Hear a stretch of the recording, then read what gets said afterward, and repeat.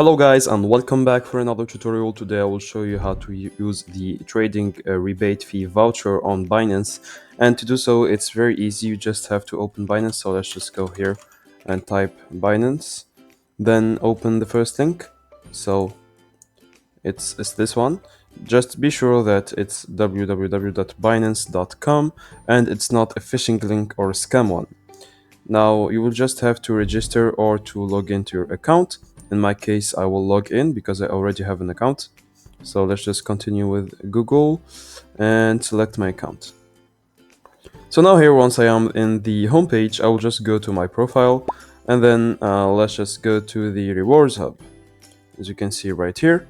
So let's just click on it, and here I have 0 points and 0 vouchers, but you can just get them by doing some tasks and getting vouchers. Now let's just go to 0 vouchers, as you can see here, and go to my vouchers. Now once I'm here, I will go to voucher code and then enter my code, blah blah blah, and then click on claim voucher, and that's it. Now of course this is an invalid code, but you need to put in a good code, a valid one. And that's it guys, I hope you enjoyed this tutorial. Don't forget to like and subscribe if it helped you.